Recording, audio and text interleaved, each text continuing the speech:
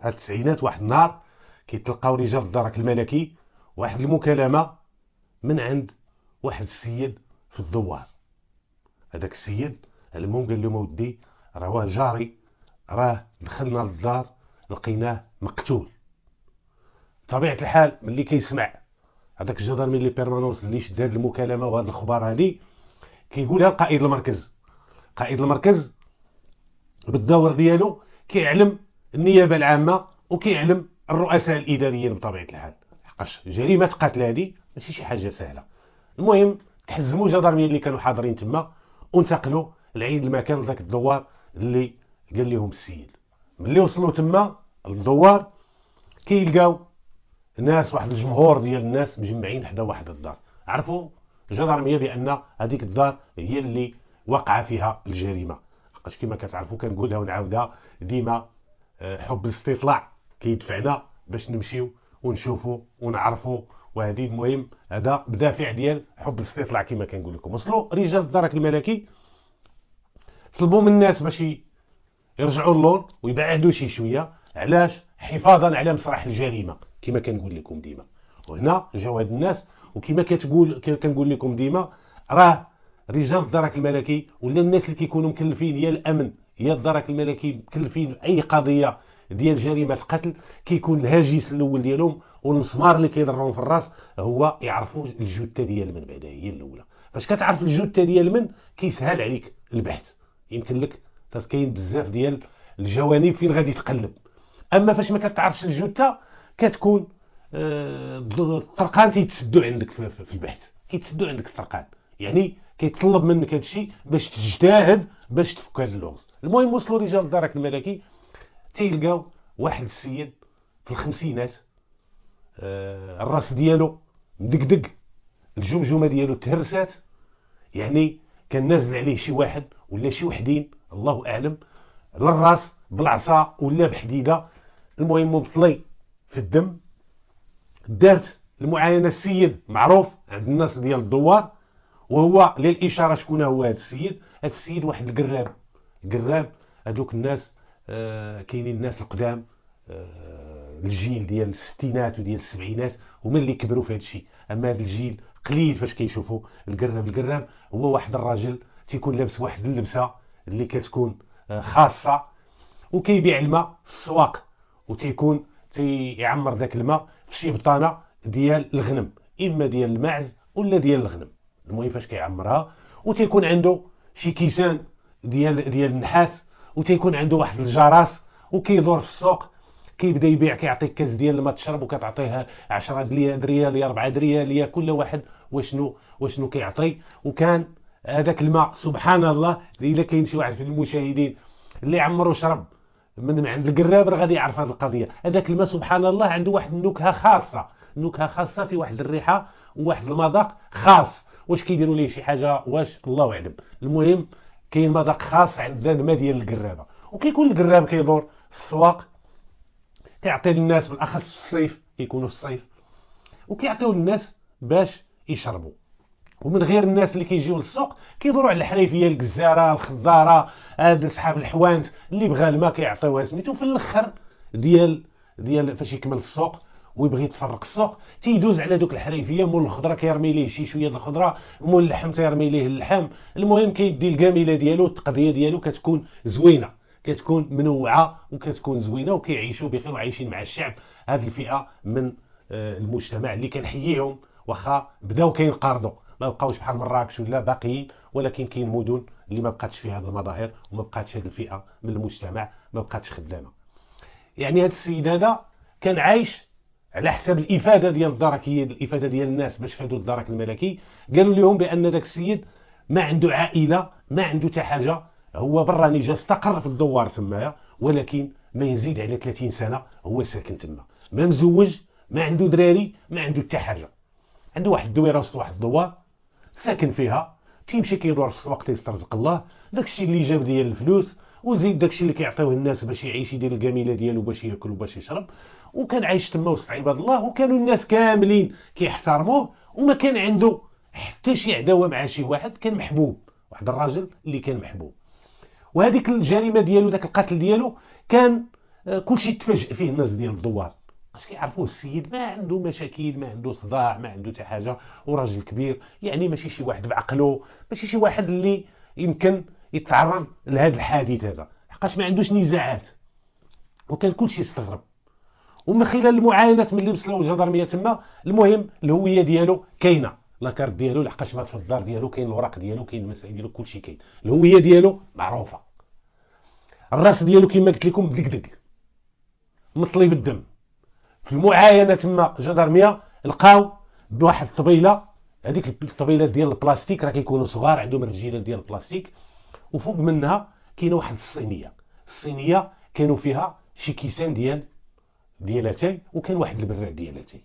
من خلال القراءه الاولى اللي كيديروها رجال الدرك الملكي، مادام قتل الكيسان يعني شي واحد كان مع هذا السيد، كان جالس معاه، مقصر معاه تما، ربما هو اللي يكون دار هذا الشيء. هذا هو التفسير الوحيد. ملي بداو كيدوروا رجال الدرك الملكي، وكان السبب ديال القتل ما كانش معروف، ولكن ملي بداو كيدوروا رجال الدرك الملكي في الدار، غادي يلقاو واحد الصندوق تعرفوا الجيل الذهبي، هذاك الصندوق ديال الخشب، وكيكون عنده قفل، تيكون عنده الباب تيطلع وينزل، كانوا الناس كيخزنوا فيه الحوايج. شحال هادي كانت مثابات، هو اللي كان بلاصه الماريو قبل ما يكون الماريو، كانوا جداواتنا وسميتو كانوا عندهم هاد الصنادق هادو كيخزنوا فيهم الحوايج ولا شي حاجه عزيزه، ولا كتلقى دايره ليه القفل، ودايره السيرو ديال القفل دايره في الحزام باش حتى واحد ما يقرب ليها.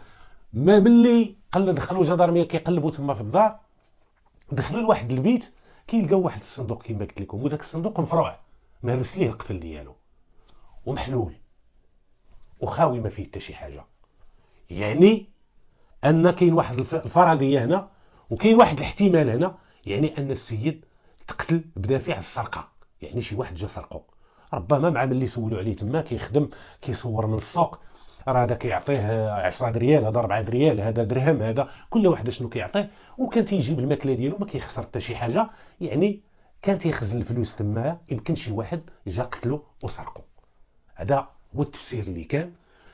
اول حاجه ملي كملوا رجال الدرك الملكي كملوا المعاينه ديالهم، قلت لكم فين عنده اثر ديال الضرب، تهزات الجثه ديالو ومشات للمستودع ديال الاموات باش تخضع للتشريح الطبي، باش يتعرف السبب الحقيقي باش مات ذاك السيد.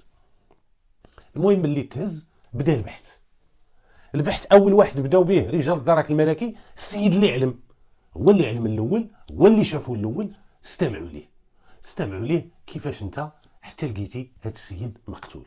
قال له ودي هاد السيد هذا راه براني علينا من الدوار، براني على الدوار ماشي الدوار، ولكن كبرنا عليه ملي حنا صغار كنعقلوا عليه، والدينا كان كيعقلوا عليه، كان ساكن هنايا، جا واستقر في ذاك الدوار، هو قراب كيدور في السواق وسميتو. واحد النهار وحنا من العاده كان ديما الصباح كيمشي كيتسوق، ديما كنلقاو الباب ديالو مسدود، كينوض الصباح بكري يمشي يتسوق يسترزق الله.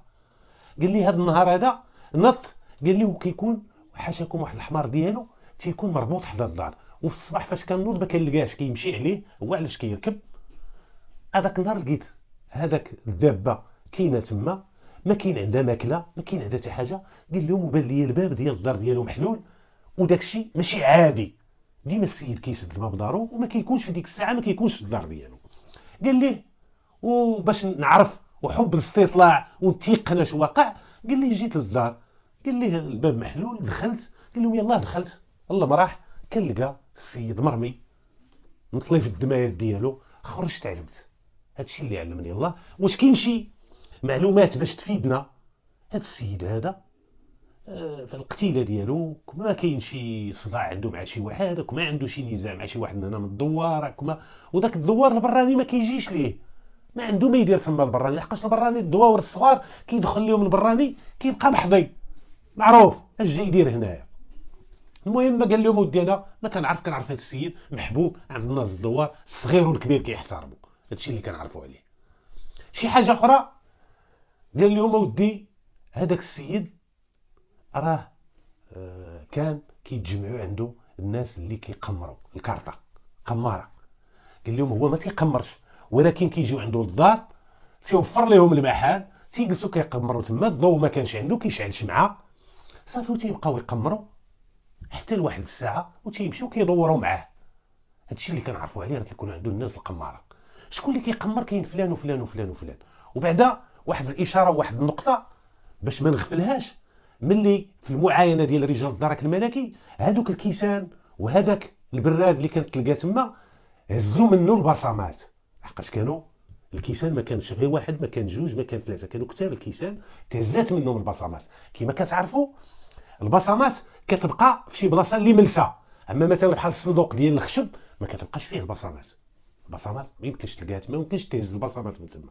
ولكن بحال الدجاج، الكاس ولا براد ولا هذه يكونوا البصمات. لقات البصمات تمايا، دارت التقنيه ديك الساعه ما كانتش، مازال ما كانتش الفرقه ديال، مازال ما دارتش في الجندرميه فرقه ديال التشخيص القضائي. كانت ديك الساعه الحقيبه القضائيه. الحقيبه القضائيه ما غيعرفوها الجندرميه ديال هذا الوقت، وهاد الجداد يعرفوها الناس القدام اللي غيعرفوها. كانت اي بريغاد كانت فيها الحقيبه القضائيه، الحقيبه المهموله. دابا راه تهملات، علاش؟ لحقاش كاين واحد الفرقه متخصصه عندها تكوين في هذا الشيء ديال مسرح الجريمه، هما اللي ولاو كيديروش هذا الشيء. اما شحال هذه كان الجندرمي ديال البريغاد انت اللي غادي دير هذاك الدوسي ديال الاقتلال، انت اللي دير رفع البصمات، انت اللي دير كل شيء. كتدي معك ديك الحقيبه القضائيه اللي كاينه، لا ماليت جوديسيير اللي كاينه في لا بريغاد، هي اللي كتاكسبلوطي وكتستمرها وكتهز بها دوك البصمات. هادشي في التسعينات.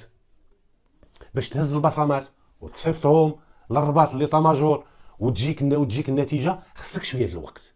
خاص شويه د الوقت بالخصوص في ديك الحقبه، خاصك الوقت وتسناو. هذا بداو الجدرميه كيوسعوا البحث ديالهم. استمعوا الناس ديال الدوار كلهم تيشكروا داك السيد وتياكدوا بان داك السيد محبوب عند الناس ديال الدوار، ما عنده صداعات، ما عنده حتى حاجه، الا حاجه وحده اللي قالوها كاملين، بان القماره كيتجمعوا عنده تما في الدار. وبالفعل كتلقى الطبيله تما كما قلت لكم، وتلقات واحد الشمعه طافيه، لحقاش ما كاينش الضوء، ما كاينش الاناره تما، الضوء ما دخلش عنده للدار، كان تيضوي غير بالشمع. بداو الجدرميه ملي سمعوا هاد القضيه ديال كيجيو عنده القماره، بداو كيسولوا في الناس الدوار شكون هما القماره اللي كيجيو عنده، شكون اللي كيقمر؟ كاين فلان وكاين فلان وكاين فلان وكاين فلان. جبدوا لهم كاع دوك الناس اللي كيجيو عنده للدار كيقمروا تمايا. بداو كيجيبوهم رجال الدرك الملكي وكيستمعوا لهم واحد بالواحد. الاول هي بالفعل، وكلهم نكروا ما نكروش بان راه كيمشيو عنده، كلهم اكدوا بان راه كنمشيو عنده وكنقمروا عنده تمايا. وهو راه ما كيقمرش معنا، هو ملي كنكملوا نلعبوا القمر ديالنا راه كنجبدوا واحد الامانه كنعطيوها ليه، لحقاش وفر لهم ديك الدار. وهذه باش تشوف الانسان كان عنده واحد الطريف ديال الفليسات حلالا طيبه كيسترزق به، كيجيبوا من السواق على ود هذاك المال اللي كيبيع في السواق، وعنده الاجر. وكاين شي حاجه الحلال، وكيجي الانسان وكيخلطها مع الحرام. بحال هذا السيد دابا خلط الحلال ديالو، كان بالامكان ديالو يعيش بالحلال، ولكن الطمع بغى يزيد وبغى هادي، وكانوا كيجيو عنده. ولكن كاملين باش نرجعوا للقصه ديالنا، كاملين اكدوا بان كيجيو كيقصروا عنده تما وتيقمروا عنده تما، ولكن ما عندهمش شي علاقه بهذا القتيله وبهذه المسائل. هادشي اللي كان في هذه القضيه هذه. ملي كملوا ما كاينش اللي قر، المهم استمعوا رجال الدرك الملكي مجموعه ديال الاشخاص اللي كيجيو عنده. واش كنتي عنده البارح بالليل؟ ما كنتش عنده. واش كنتي؟ ما كنتش عنده. واش كنتي؟ ما كنتش عنده. مرحبا. تسناو رجال الدرك الملكي، استمعوا الناس ديال الدوار، بقات الامور غامضه، وبقات هذه الجريمه غامضه.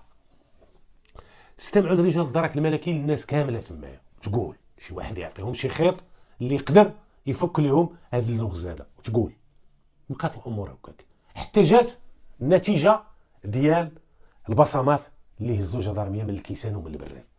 عطاتهم 5 ديال الناس، البصمات ديال 5 الناس اللي كانوا هذيك الليله كانوا تما. كاين البصمه ديال هاد الضحيه اللي مات، وبصمه البصمات ديال 4 الناس اخرين كلهم من الدوار من تما. لحقاش كيما قلت لكم شكون اللي كتيجي يقمر عنده؟ غير الناس الدوار، ما كيجي عنده حتى براني، غير الناس ديال الدوار. هادوك اللي بات البصمات ديالهم كانوا استمعوا لهم رجال الدرك الملكي وقالوا لهم كنمشيو عنده، ولكن ما عندنا معاه حتى شي علاقه، ما عندناش بالقتيله، ما عندنا حتى شي علاقه. عاودوا جابوهم اللي بانوا البصمات ديالهم، قالوا لهم اودي هذاك النهار قلتوا لنا راه ما كنتوش تما، ودابا طلعت البصمات ديالكم في الكيسان. في الليله الكيسان راه تلقاو تما في الليله فاش تقتل السيد، يعني الليله فاش تقتل راه كنتو معاه. راه البصمات ديالكم تما كذبتوا علينا وهذه وهذه. قالوا له ودي كذبنا بالفعل كنا ديك الليله، ولكن راه خفنا لا تلصق لنا هذه التهمه هذه فوق ظهرنا ونمشيو ظلما وعدوانا. داكشي باش نكرنا داكشي. قال لهم وعاودوا لنا الحقيقه كيفاش ملي كنتوا عاودوا لنا كيفاش خرجتوا، واش خليتوه بوحدو، واش خرج معاكم، واش الظروف فاش خرجتوا. قال لهم ودي راه كنا حنا بربعه وكان هو الخامس، راه كاينه كنقمروا عنده في الدار حتى سالينا. ملي سالينا دورنا معاه تمينا خارجين بغينا نخرجوا، سال ليه الشمع. ملي سال ليه الشمع خرج معانا، خرجنا كاملين باش يمشي للحانوت يجيب الشمع، وتفارقنا معاه.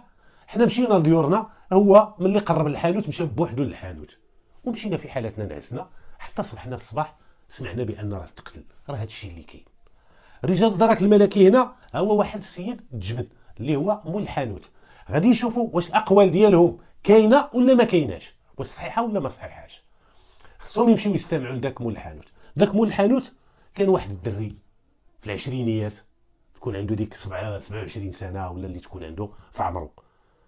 استمعوا ليه رجال الدرك الملكي، قالوا لي غادي تقول لنا واش فلان جا عندك الليله ديال القتيله ديالو فاش مات. قال لهم واه هذيك الليله فاش مات راه جا كيدق عليا الدار، لحقاش الدار ديالي لاصقه على الحانوت.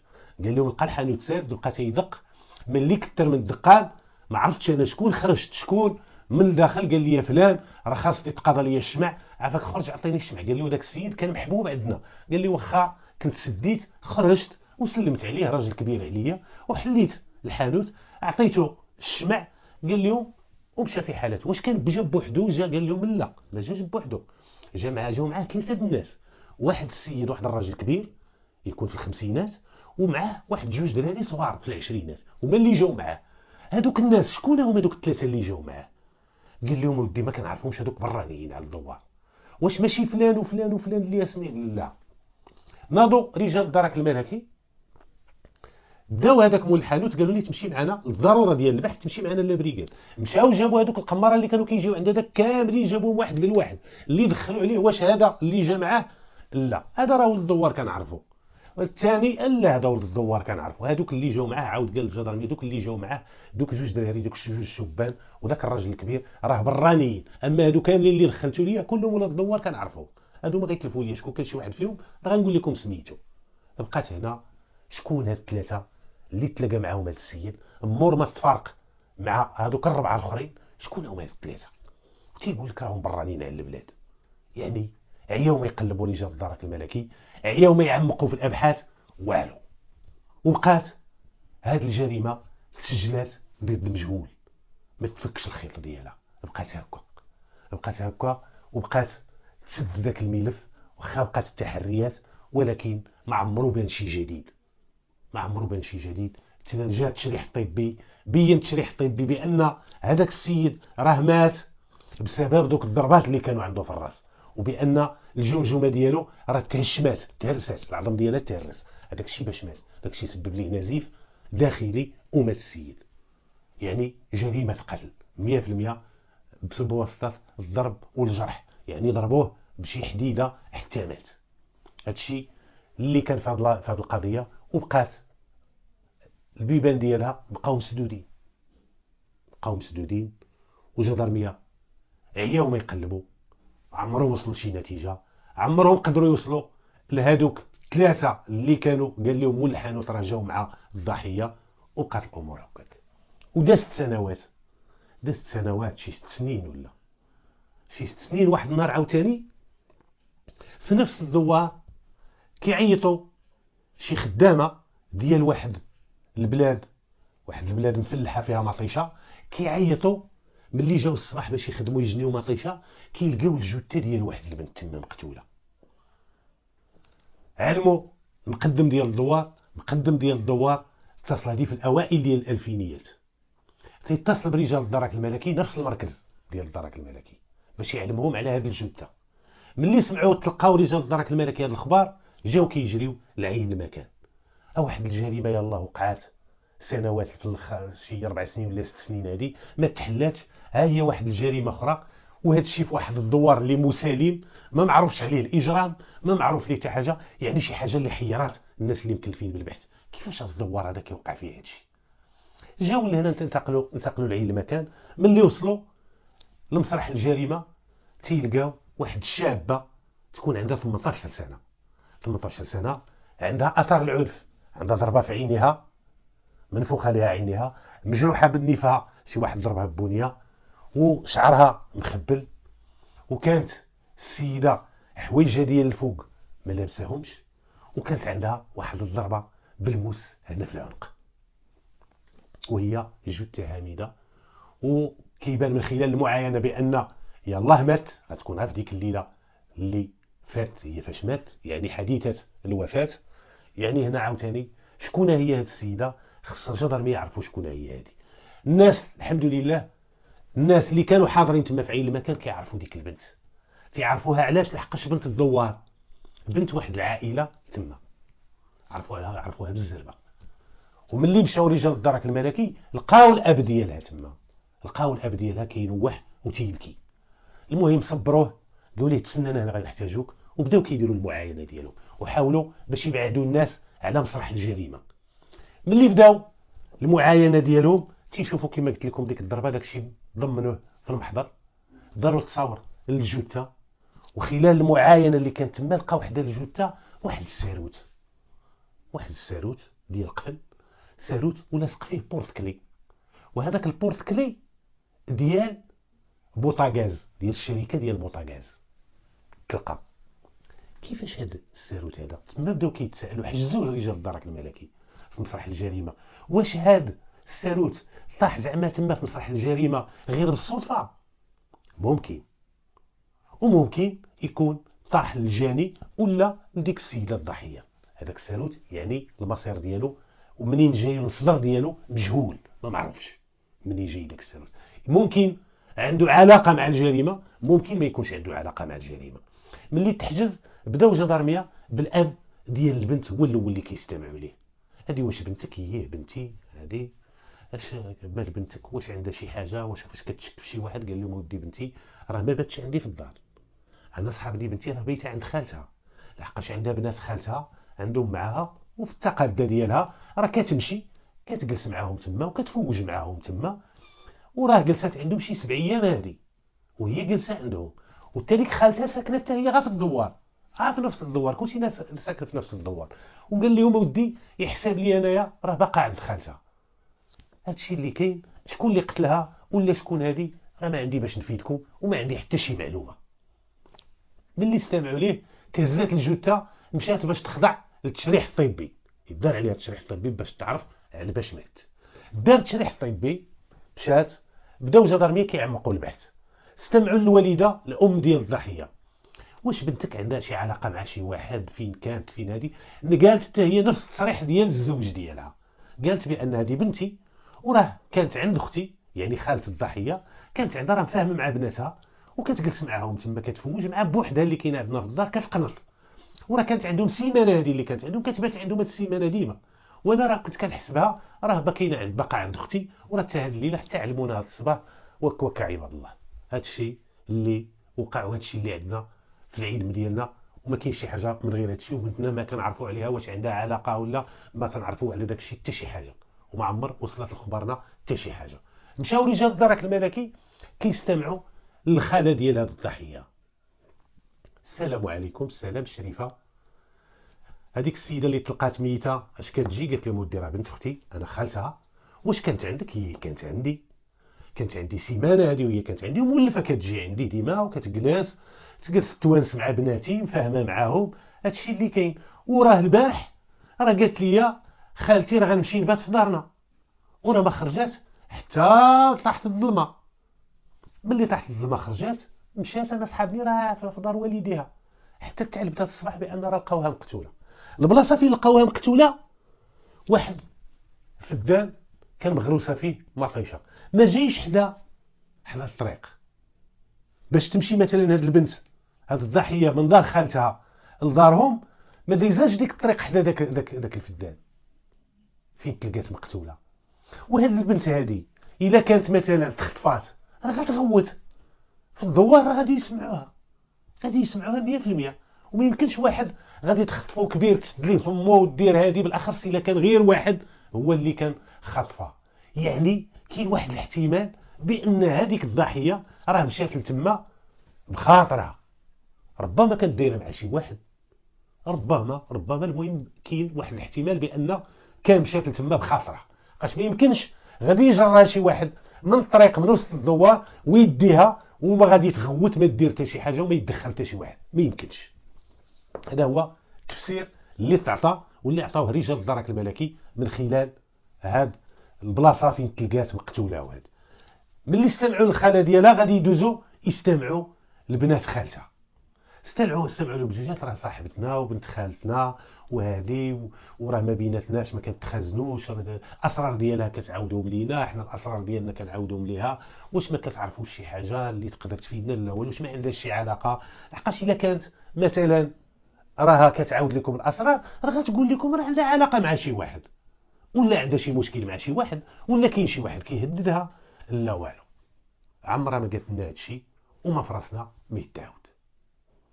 بداو رجال الدرك الملكي ملي استمعوا للعائله ديالها وذوي الحقوق كاملين والناس ديال الدوار اللي كانوا حاضرين تما، ولا وجهوا الدركيين قالوا ربما هذا الساروت هو اللي غادي يكون الحل ديال هذا اللغز هذا، ديال هذه الجريمه هذه. اش غيديروا جدارميه؟ غادي يشدوا داك الساروت وبداو يعرضوه على الناس من تحتها. اجي الشريف كاع اللي كيعرفوه في الدوار، هذا ما عمرك شتي عند شي واحد، هذا ما عمرك شتي عند شي واحد. حتى قال لهم واحد السيد هذاك الساروت، لحقاش واحد الحاجه الساروت فيه هذاك ديال البوطاغاز، هذوك ديال البوطاغاز، داك العلامه ديال البوطاغاز، العلامه ديال شركه البوطاغاز ما كتباعش. لا البوطاغاز كتعطيه بحال دوك البورتكليات كيعطيوهم في راس العام، كيعطيوهم اصحاب الحوانت اللي كيعطيوهم السلعه، اللي كيعطيوهم الغاز، البوطال ديال الغاز كيفرقوا عليهم، هذاك ما كيتباعش ما كيتشراش. يعني راه كاين امكانيه هذا غادي يكون شي مول الحانوت، شي مول الحانوت كيشد بالبوطاغاز البوطات وعطاوه ليه. ملي استمعوا وبداو كيسولوا رجال الدرك الملكي على داك الساروت، كاين واحد جوج الناس من الدوار قالوا لهم بان هذاك البورتكلي كيشوفوه عند مول الحانوت. مول الحانوت اللي قلت لكم راه كان استمعوا ليه رجال الدرك الملكي في الجريمه الاولى، وقال لهم راه جا عندي هذاك الضحيه المرحوم، راه كان جا عندي هو واحد السيد راجل كبير ومعاه جوج شبان، وبقات تما تسجيلات ضد مجهولين، وبقات هكاك ديك القضيه. مشاو قالوا ليه، مشاو عنده الحانوت، السلام عليكم، السلام بخير لاباس كي داير هانيه. كانوا عنده تما شي قفوله، كانوا عنده شي قفوله محطوطين تما، كيهضروا معاه رجال الدرك الملكي وتيقلبوا على القفوله في الحانوت، حتى بان لهم واحد القفل، واحد الجدرمي بان له واحد القفل دار ليه فوق واحد الطبيله عنده وسط الحانوت، وكان مسدود داك القفل ولاصقه فيه الساروت، حقاش كان عنده الدوبل. ملي شدوا داك الجدرمي جربوا حل ليه داك القفل، يعني هذاك الساروت ديال داك القفل. كتعرفوا القفل ديال الحانوت اللي كيكون من برا، هذوك القفوله باش كيتسدوا السواقط بحال داك القفل. هذاك الجدرمي مشى كيقلب حتى كانت المفاجاه كيلقى هذاك الساروت كيحل داك القفل. قالوا ليه الشريف غادي تمشي معنا لحقاش الامر ديالك مشكوك فيه، لحقاش هاد الساروت اش كدير في مسرح الجريمه تما، اش كدير عند ديك السيده؟ لقينا السيده ميته، اش كدير تما ديك الساروت؟ وهاد الساروت ديالك يعني عندك علاقه بديك الجريمه، وانت ما خدام ما حتى حاجه تما، لحقاش حتى الجدرميه استمعوا دوك الخدامه اللي خدامين كيجنيو تما مطيشه كامل يستمعوا ليهم، واش هاد الساروت ديالك لا ما دياليش؟ ربما يكون شي واحد من دوك الخدامه طاح ليه داك الساروت تما، كلهم تينفيو، كلهم تيقول لك داك الساروت ما دياليش، واش ديالك هذا ما دياليش، واش ديال ربما يكون طاح لشي واحد، وباش ما يركزوش عليه البحث، الا كان ديال شي واحد راه صافي، ربما كان تيخدم تما وراه غيطيح بالصدفه تما وطاح بلاصه، ربما طاح قبل ما تقتل ديك السيده. يعني ملي قالوا لك خدامه حتى واحد اللي كانوا خدامين تما حتى واحد ما ديالو، مول داك الفدان قال لك ما ديالوش داك الساروت وحل هذا، يعني راه ديال مول الحانوت، يعني مول الحانوت عنده علاقه بديك الجثه ديال ديك البنت، خصوصا انه ما عنده حتى حاجه في ذاك الفدان اللي طاحت فيه الساروت، ما كيمشي تما، ما عنده حتى حاجه تما. سولوه الجدرميه واش كتمشي؟ لا ما كنمشيش، بعيد عليا ذاك الفدان وما عندي ما نقضي فيه. قالوا لي يلاه وليدي تمشي معنا، حجزوا ذاك القفل، داوه بداو كيعمقوا معاه البحث، عمقوا معاه البحث حتى التكوانسه، قالوا لي غجاوبنا دابا سالو تا هو ديالك اش كيدير تما، والسيده مقتوله تما اش كيدير تما. بداو كيسولوا الجدرميه، بقى طالع عليهم الجبل وكتفوا عليه البحث في الوسط ديالو، حتى قال لهم واحد السيد قال لهم بان ديك السيده اللي مقتوله ديك البنت راه كانت عندها علاقه لمده طويله مع هذاك مول الحانوت، راه كانت يتهلا فيها، كتمشي عند كيمشي عندها يعطيها داك الشيء اللي بغات، يتهلا بها، يتهلا فيها بالفلوس، يتهلا، راه كانت علاقه خارج الاطار الشرعي ديال الزواج بين مول الحانوت وبين ديك البنت. جابوا هذوك الناس اللي قالوا لهم هذه المعلومه، واجهوهم بهذا مول الحانوت، كيعترف بان فعلا عنده معها علاقه، واعترف بان هو اللي قتلها. قال لهم اودي هذيك السيده دات لي رزقي، كنت كنتهلا فيها وكنت كنحسبها ديالي وكنت ناوي نتزوج بها، حتى سمعت راه انت تجي عندي كنخسر ليها حتى حاجه، بغات تشري شي حاجه ديال اللباس، بغات الفلوس، بغات شي حاجه السلعه، اي حاجه بغاتها كنعطيها لها، كنت كنحسبها الزوجه ديالي ديال المستقبل. فاذا بيا كنتفاجئ بان وصلتني الاخبار بان عندها علاقه مع ولد خالتها اللي كتمشي تجلس عندهم بالسيمانه. قال لك وكنت درت معاها، كانت جات عندي ملي كانت هاد السيمانه عند خالتها، قلت لها هضرت معاها ودرت معاها رونديفو هذاك النهار فاش تلقات مقتوله، راه درت معاها رونديفو وخلطات عليا لذاك البلاصه، تلاقينا في ذاك الفدان وجلسنا وسط مطيشه، ومع ذاك الفدان بعيد على الدوار شي شويه، ما كيدوزوش الناس من تما، ما كاين لا طريق لا والو، ودرت معاها تما نتلاقاو باش ما يشوفنا حتى شي واحد. قال لي ملي جات عندي جبدت معاها الموضوع ديال ولد خالتها، وبقات كتغوت وتشادين انا وياها، فقدت الاعصاب ديالي. قال لهم ضربتها لعينيها، ضربتها لمنخرها، وراه كان عندي واحد الموس في جيبي جبدته وانا نضربها. في ديك الوقيته فاش غادي نجبد داك الموس قال لهم تما طاح لي السالوت وما رديتش ليه البال حتى جيت لهنا. قال لي الصباح بغيت نحل ما لقيتوش، ولكن كان عندي الدول. قال لهم وحليت وقضيت الغرض ديالي، والسالوت ما قدرتش نرجع ليه تما، خفت باش يشوفوني الناس ولا شي حاجه ونولي نحصل. قال لهم هادشي اللي وقع في هذه القضيه هذه. قال لهم هربت ومشيت لسميتو ومشيت للدار ديالي، والله يعاونو خليتها تما مرميه مقتوله. واعترف بالجريمه، دار اتصال بالنيابه العامه، قال لك الاعتقال ديالو يدار تحت التدابير ديال الحراسه النظريه. ملي دار تحت التدابير ديال الحراسه النظريه دار ليه المحضر ديالو، المحجوج سولوه جدرميه على اداه ديال الجريمه، داهم توراهم واحد الحديده كانت عنده في السطح ديال الدار، هي باش كان تيضربوا، حديده مربعه، حديده دايره بحال برا، هي باش كان تيضربوا للراس. قال لهم اودي راه علاش قتلتيه؟ قال لهم اودي داك السيد دايره الهضره على ديك البنت، علاش قتلتيها؟ راه دايره الهضره على ولد خالتها، داك الشيء علاش قتلتها، وانا كنحس براسي بانني راه شمتاتني هاد البنت هادي، شمتاتني هاد البنت، وكنت غادي معاها بالنيه وما تقبلتش الخيانه ديالها، ما تقبلتهاش، داكشي باش قتلتها. ما هي راه مقطره ليا من عينيا باش تشوفوا. انا عاوتاني فاش تكون شي حوايج ما خصش يكون الغدر، راه الغدر كاين الانسان اللي ما كيسرطوش راه يقدر يقتل، بحال هذا دابا ما صرتش داك الغدر لحقاش كان تيتهلا وكيعطي وبغاها بقلبه وكان باغي يتزوج بها، والناس القبيله كاملين قالوها، وملي دارت معاه داكشي ما عقلش عليها وطار في حاله غضب، حاله طيش، يندم بطبيعه الحال. ملي دار ليه المحضر ديالو تحجزات اداه الجريمه، دارت اعاده تمثيل ديال الجريمه، كيفاش قتلها وكيفاش دار ليها وكيف تلاقى معها وفين هادي. ملي توثقات ديك العمليه ديال اعاده التمثيل ديال الجريمه، دارت المحضر، طرقت ليه المسطره ديالو، هذاك القفل اللي تحجز عنده ديال هو السيروت، مشاو مع المسطره وتقدم امام انظار السيد الوكيل العام. السيد الوكيل العام استنطقوا حاله على التحقيق وداروا ليه الايداع في السجن، وراج الملف ديالو في المحكمه وتحكم حكم نهائي، حكم اللي هو الاعدام. كتعرفوا الاعدام في المغرب راه جريمه موقوفه التنفيذ، ما كتنفذش، واخا يتحكم شي مجرم بالاعدام ما كيتنفذش الاعدام، حقاش بلادنا انخرطت بمجموعه ديال الاتفاقيات ديال حقوق الانسان، وهذيك المنظمات كتمنع الاعدام.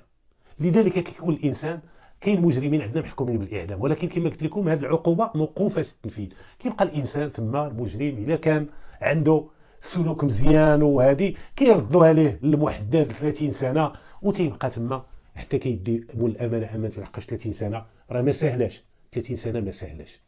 ومشى للحبس. دوز شي ايامات هذا السيد في الحبس، دوز شي ايامات في الحبس، وانبوا الضمير ديالو، انبوا الضمير ديالو. واحد النهار حتى قال للمسؤولين على الحبس تما، قال لهم بغيت المدير ديال السجن. علاش؟ قال لهم عندي شي حاجه مهمه بغيت نقولها ليه. بداو عند مدير السجن، دخلوا مدير السجن عنده المكتب ديالو، قال لي عندي شي معلومات بغيت نعطيها للوكيل العام. اشنو؟ قال ليه الجريمه ديال واحد القتل، واحد القتل، جريمه قتل، راه انا اللي متورط فيها، راه بغيت نعترف بها. اتصل المدير ديال الحبس، اتصل بالسيد الوكيل العام، السيد الوكيل العام اتصل بجدرميه، عطاهم الاذن وانتقلوا عنده لعين المكان، انتقلوا عنده للحبس واستمعوا ليه، استمعوا ليه. وكانت المفاجاه كيعترف لهم بالقتيله ديال القراب. قال لهم انا اللي قتلت القراب. علاش قتلتيه؟ قال لهم ودي كنت يجمع الفلوس السواق، وكانت دايره الهضره في الدوار بان راه تحت منه فلوس صحيحه. وفكرت كان الوالد ديالي داير لي الحانوت، ومع ديك السيده كنت معرف انا وياها، بديت كنعطيها الفلوس وخرج. القضيه بدات كتخص الفلوس، كتخصني الفلوس، ونقص لي راس المال، ونقص لي هذه. وبديت كنخمم وغرني الشيطان، بديت كنشوف والناس كامله كتقول راه القراب راه تحت منه الفلوس، راه كيخزن الفلوس. قال لهم مخطط. وديت واحد النهار فاش جا عندي الشمع، قال لي بقيت انا وياه غاديين، فاش كان جاو هو ودوك الربعه خرجوا مشاو لديورهم، وجا هو باش يدي الشمع. النهار ديال فاش تقتل قال لهم راه جا عندي بوحدو ودق عليا وخرجت عنده، راه ما كان معاه حتى واحد، راه قلت لكم هذوك الثلاثه برانيين غير باش نتلف البحث، اما راه جا عندي بوحدو وعطيته، وقررت ذاك النهار باش ننفذ العمليه ديالي. خصوصا ان ذاك السيد مسن قال لي انا راجل كبير ما غاديش يقد يتجابد معايا. قال لي مشيت معاه حتى للدار، دخل يلاه كيدخل للدار قال لهم غفلته، ضربته للراس، قال لهم طاح، وبديت عليه كنعطيه. قال لهم دخلت للصندوق وقلبت الصندوق، بعد ما فرعت هذاك القفل ديالو قال لهم لقيت 4 المليون تما، 4 المليون كلها اغلبيه ديالها صرف. قال له هزيت داك الشيء، قال لي وسمحت فيه ومشيت في حالتي. قال له دابا انا كنعترف، هذيك الجريمه اللي بقات ضد مجهول راه انا اللي درتها، وما دارها معايا حتى شي واحد غير انا بوحدي. وكتشوفوا تانيب ديال الضمير، والروح عزيزه عند الله. بقى الضمير تيأنبو وسحاب الضمير ديالو، وقال صافي انا راه محكوم بالمؤبد، ما بقى ما نخزن حتى ديك القتيلات نعترف بها. واعترف بها، وبفضل الله سبحانه وتعالى تفك هذا اللغز ديال الجريمه الاولى، وتفك اللغز ديال هذه البنت هذه، ومشى هذا السيد هذا بجوج جرائم غادي يغرق في الحبس تما، غادي يموت في الحبس، ما عنده هذا فين يخرج. هذا فين باغي يخرج؟ واحد اللي قاتل جوج ارواح باش غيخرج. ومن هنا كتشوفوا مجموعه ديال خلال هذه القضيه هذه، كتشوفوا مجموعه ديال العبر. واحد السيد كان بالحانوت ديالو بالمسائل ديالو تصدق في المؤبد، في الاعدام، تصدق في الاعدام. كما قلت لكم الاعدام جاء عقوبه موقوفه التنفيذ، هي هاو ما غادي يديو يردوه لك المؤبد كاع الى تكيسوا عليك. ملي ردوه لك المؤبد ولا 30 سنه راك غادي تموت تمايا. ومن خلال هاد مجموعه ديال العبار، هذاك الراجل هذاك القراب كان تيسترزق الله، وكيجيب القفه ديالو من السواق، تيعطيه مول الخضار، يعطيه الجزار، يعطيه مول الحانوت، يعطيه كل واحد كيعطيه، وكيجيب هذيك السله ديالو عامره، وكيجيب معاه داكشي اللي كتب الله ديال الفلوس، وبقى تيقلب. زاد معاه الحرام، وملي كيتخلط الحرام مع الحلال راه تسنى شي مصيبه باش تخرج فيك. يعني الانسان كيشوف هذاك الوليد تبع هذيك البنت حتى خرجت عليه، هذيك البنت كانت كتغدر في هذا الدري. يعني مجموعه ديال الدروس، مجموعه ديال العبار، مجموعه ديال الدروس كنتمنى باش تخاد منها دروس من هذه القضيه هذه.